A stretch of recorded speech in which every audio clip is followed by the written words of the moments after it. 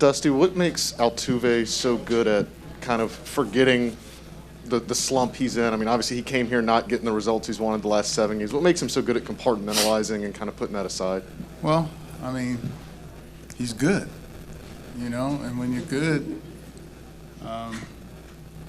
you just gotta, I mean, that's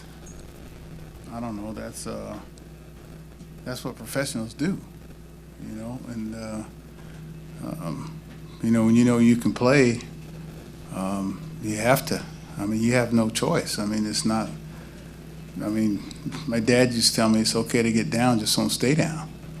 And so he didn't stay down. We'll stay in that same row with Brian. Dusty, when you were looking out, you have the open roof, really for the first time in a World Series game here in a long time. What did the ballpark feel like, and the crowd? It seemed like it had a little bit of even more energized tonight. Well, I mean, they knew that we needed that game, and the roof being open, I mean, rarely is it open, and usually it's not that cool. Usually it's humid and muggy, and you welcome the roof closed. And so, I mean, it was different. They told us it was going to be a much stronger wind than there was. I'm glad there wasn't, because, we really don't know how to play with that wind and the roof open, and neither did they. And the first row on your right, Brian. The rally in the second inning was a little uncharacteristic for you guys offensively, but what was it like watching that unfold, just the singles and just pushing the tempo on the bases, and just sort of allowed you to take control of the game? Well, I mean, like Reddick used to say, it happens fast here, and it happened fast, and it gets to be like a feeding frenzy, and everybody, wants to get in on it. And I was just hoping that we could score some more, because they were going to, threaten, before too long. And you never really feel comfortable during these playoffs in the World Series. So you're always wanting more. In the second row, Jake. After the struggles Urquidy had in Boston, what did you see differently from him tonight that let him have success? Well, I mean, had we turned that double play up, all hopped up on Altuve, it'd have been 1-0. So, did he struggle, or it was just circumstance just happened, and he got out of that. He started out fast. I mean, real fast, and we knew we had to take keep a close eye on him, because he's really still just getting into shape. Because he was out a long time in between starts. And so we knew that we had to watch him around 75 to 80 pitches.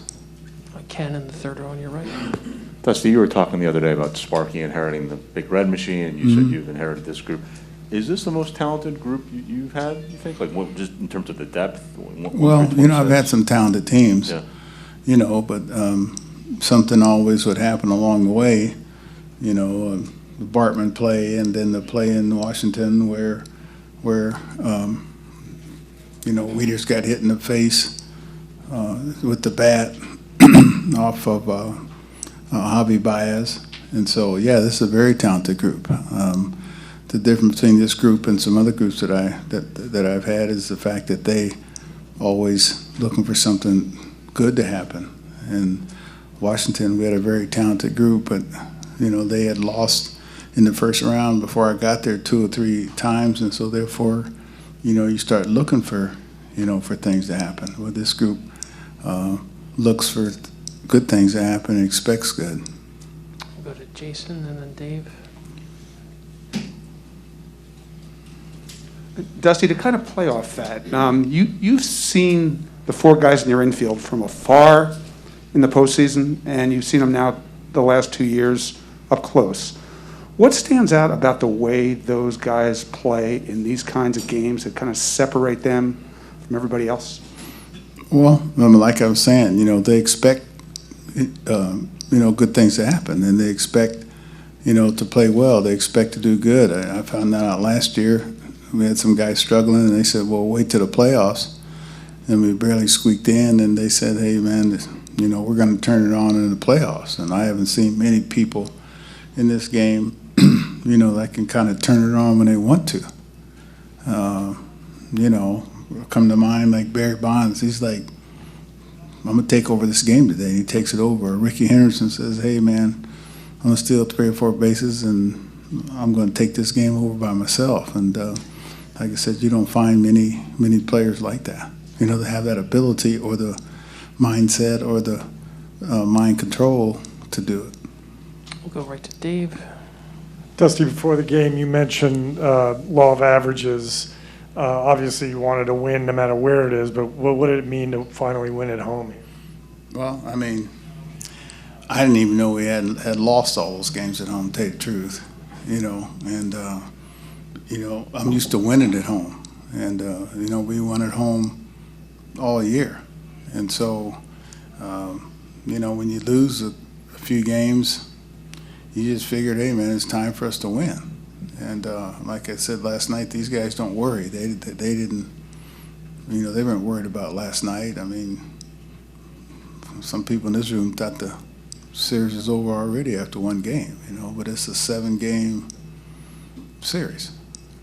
We'll go to the first row. Hey, Dusty, can you just talk about the base running in general and especially the speed of a guy like Jose Siri, how much that also helps you guys? Oh, yeah, it helped big time. I mean, speed. I remember Willie McGee and the Cardinals, they used to always talk about speed kills. And speed makes you do things that you wouldn't normally do, makes you rush. It puts pressure on the opposition where you have to catch it cleanly and throw it and have somebody catch it cleanly on the other side.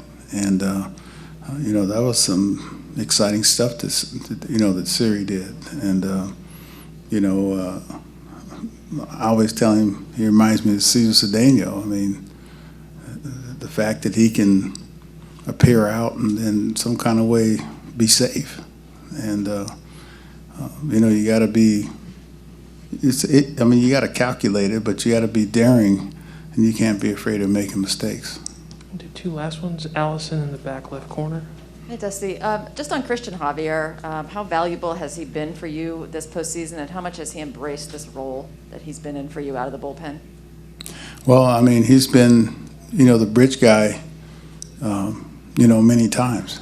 And usually he keeps the score where it is, you know, whether we're behind or whether we're ahead. And sometimes bridge guys, you know, come in and throw gasoline on a situation. But, you know, he's come in and put the fire out most of the time and given us a chance to win him. He's been very, very valuable. You know, his demeanor is such where you really can't tell if he's in trouble or not. He has the same look on his face all the time, and he doesn't. For a young guy, he's you know, he's very cool. And we'll finish up with Mark in the first row. I was going to ask you a follow-up on Siri, how much when he's out there and he's being daring, as you called him, how much can that really kind of change things out there? Well, yeah, it does. I mean, you can run into mistakes, but you can also create mistakes. And, you know, he played a good game. You know, we still want him to, you know, as soon as he finds a way to make more contact, he'll be even better. You know, that's his only downfall right now, but he's young. I mean, we got this guy off the waiver wire, and he was in the minor leagues. And so it's long ways from waiver wire and AAA to, you know, to the World Series, and he's handled it pretty well.